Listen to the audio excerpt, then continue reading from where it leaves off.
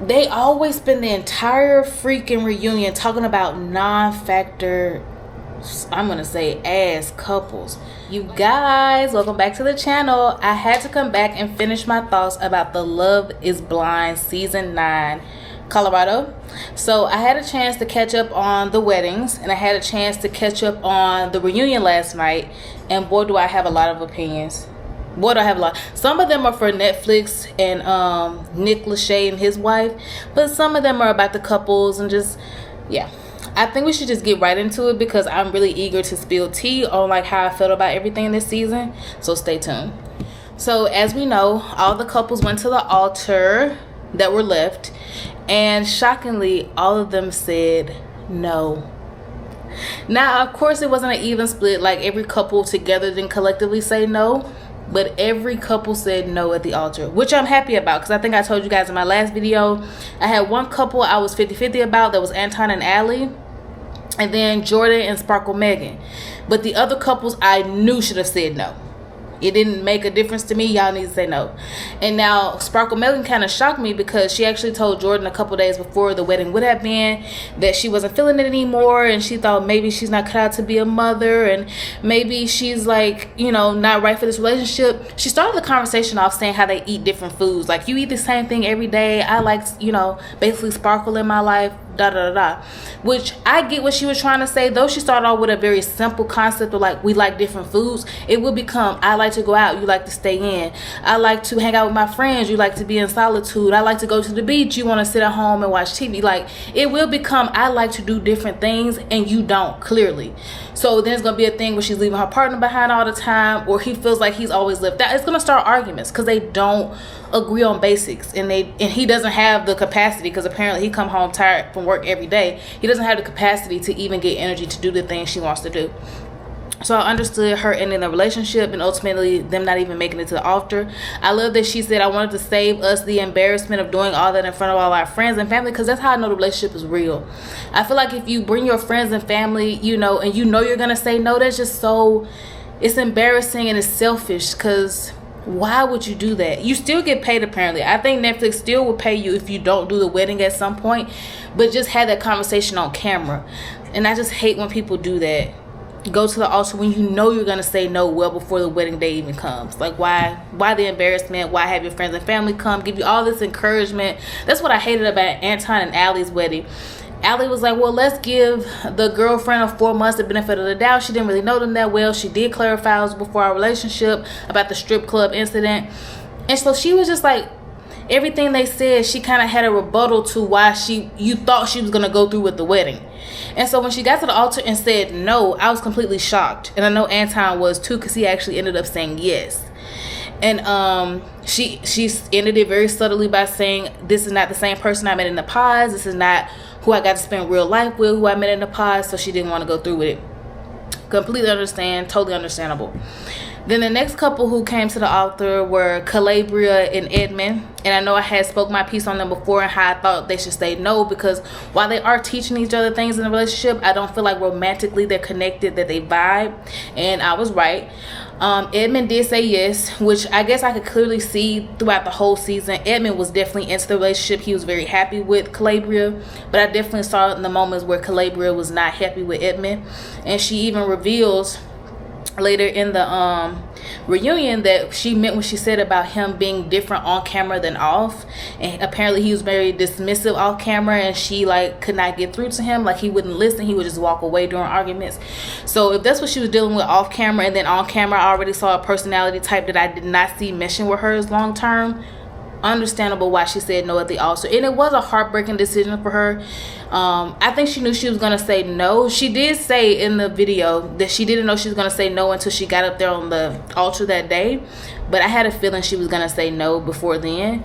So I hate that she brought all their friends and family, and Edmund's mom didn't even show up, talking about she had he said she had like a health problem or something going on. I just think maybe she didn't want to show up because she didn't support it. But the one episode I seen with her and the mom like interacting, it seemed like they got along well. So I'm not sure exactly if it was a health thing, but to miss your son's wedding seems like a big it would have to be a big health concern. Like, it's not like, oh, I had to go to a doctor's appointment. Like, you needed surgery, you just recovering from surgery. Like, something bad must have happened.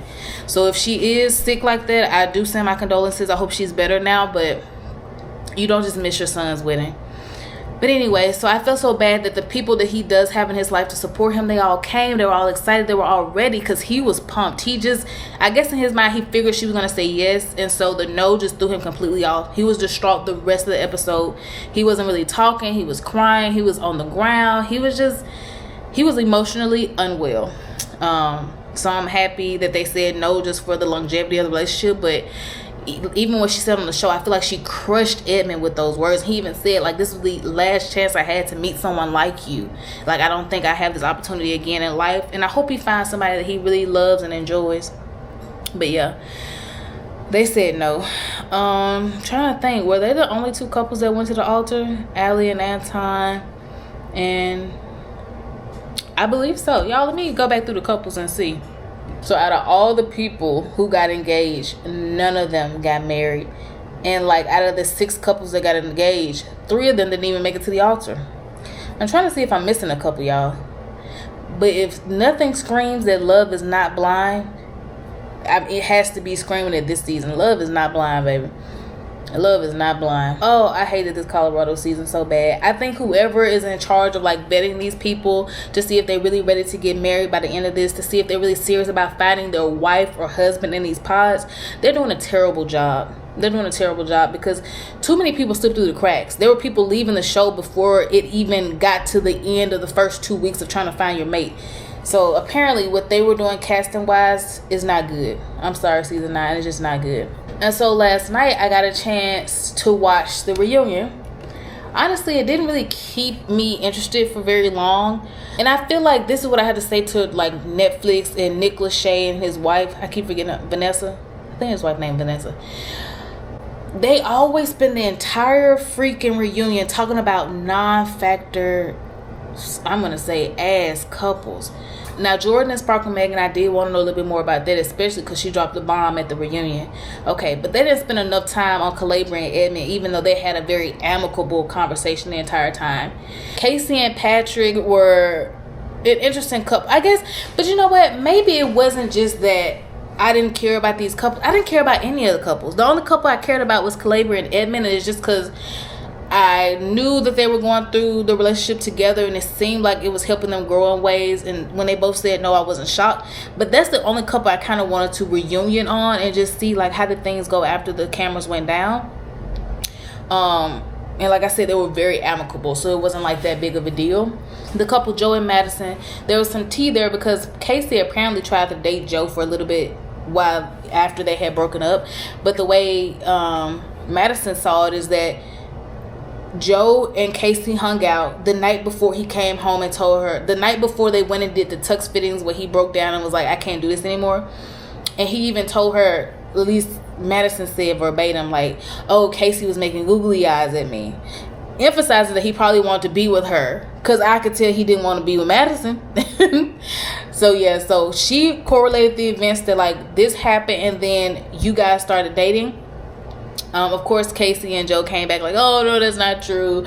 That happened after you guys had already called off the weddings. But I'm sure his lust or his, like, interest in other women made him realize that he wasn't ready to marry Madison.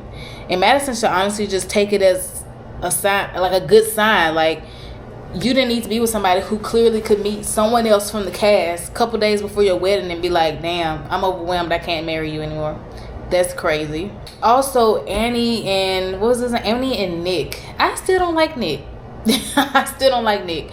I just feel like he's calculated. I feel like he wasn't really in the experience. I feel like he's a robot. Like, I just don't feel like he was real at all. And even on the reunion, I still didn't feel like he was real. I mean, he was owning up to his feelings. He was owning up to saying the same exact things to all the girls in the pods, like literally sounding scripted. He was saying, oh, maybe I didn't realize how that was coming off on camera. But literally, he was saying the exact same things to everybody. Because he wasn't in it, y'all. He wasn't in it.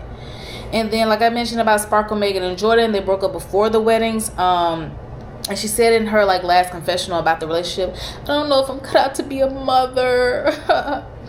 Girl, come to find out, this girl done got pregnant like 2 months after calling off her wedding with some guy she had only been with for that amount of time, and now she's a mom. I mean, life do be lifing, but damn, that was fast. I mean, Jordan took it like a champ. He wished her well. He said he did find out via this troll who was trying to tell him in his DMs about the situation. And then when he asked Megan, she was very open and honest that she was pregnant by someone else. And her guy friend was actually at the reunion. He definitely looks more of her type. He was more clean cut. Definitely looked like he got more money. He had a suit jacket on, but I bet you he ain't got all them tattoos. Like, that's just more her type.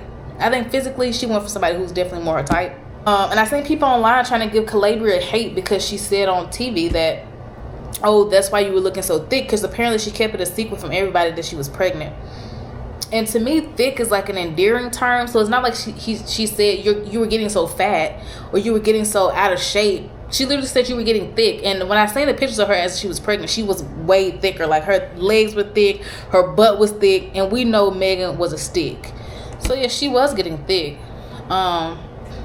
I mean, Casey and Patrick went back and forth about the ring. Casey brung the ring, gave it to Patrick. Then they played basketball, and whoever, like, you know, gets the most shots basically gets the ring. And so Patrick ended up giving the ring back to Casey. And I'm just like, is this ring even real? Netflix provided the rings, and I'm almost sure they're moissanite at this point, because I just can't see them paying thousands and thousands and thousands of dollars for everybody's ring. But I don't know, because what you're giving to the show is worth a lot, so maybe they are real rings. Because they were like, oh, here you go, Patrick, now do with it what you will. Patrick finna go pawn it. If Patrick had any sense, he would have had that ring appraised while they was in what is it, Fiji? Where did they go? Baja, whatever they were saying. He would have had that ring appraised then to see if this don't work out, what can I get? And so who brought up this point? Allie did bring up a good point though. If Netflix provided the rings, neither one of you guys really have ownership of them. But I do get, if we're being technically Netflix did give Patrick the ring, because they all had to choose their rings. Patrick ultimately did get Casey the ring. So whoever the ring is in possession of, to me, that's who has ownership of it. But yeah, ultimately Casey ended up getting the ring back, and I kind of felt like the Lachey's bullied Patrick into giving her the ring back, because everybody kept saying, oh, you're playing basketball to see who gets the ring, and it's like, if he just got the ring back and they were going back and forth about it, why would y'all bully him into giving it back to her? That just don't make no sense. And they spent a lot of time showing the clips of them playing basketball to get to that, and I'm just like, this is a waste of a reunion. Yeah, y'all. Honestly, this is short and sweet because the reunion did not keep my attention for very long. I was actually multitasking while I was on. I was on Instagram. I was doing some practice problems, and it was just on in the background because that's something I know is going to happen with the Love is Blind reunion. They're not going to hash out the real tea, the real drama. They just keep it very surface level. And I guess maybe people have moved on by the time they filmed the reunion, so it's like you don't want to rehash something that was so hurtful or detrimental like a year ago. It's kind of like, you know, I'm sure you said your things online, so let's just get to the meat of everything that happened, like an overall sense of what happened, not the little arguments that we saw on TV. But it happens every season, so I didn't think this reunion was going to be any different, and it was the exact same. But yeah, guys, I just wanted to like close the loop on my Love is Blind reviews. I want to get this video out today. Like, this is a real-time video. I know I said the next thing I was going to review was going to be the Real Housewives of Potomac, which I do want to review. I just don't know if I can do it today because I have to go back through the episodes to see whether the highlights to where I am right now, because I do love Real Housewives of Potomac and I watched every episode, but it's kind of been a little stale, if I do say so myself. It's kind of been a little stale, so their episodes are not really keeping my attention as much either. But I do want to review the show because I know it's a hot topic. If you know me, you know I love the Real Housewives franchise, so I do want to review it. There's also another show, tell me if you guys are interested in the comments. It's called The Love Cabin. It's on Zeus, and it has Ray J as the host. Now, this show is very raunchy. It's giving me Love Island, but low budget. And they literally got the people doing any and everything. So, I really want to review this show really badly, but I'm scared that nobody else watches it but me. And I kind of watch it every blue moon. It's not like I go to Zeus specifically looking for this show, but if a new episode is on, I will watch it. But let me know in the comments, would y'all like a review of a Love Island, low budget, very sexually charged Love Cabin show hosted by Ray J? I definitely don't mind reviewing it. It only has a couple episodes out, so I wouldn't be too far behind.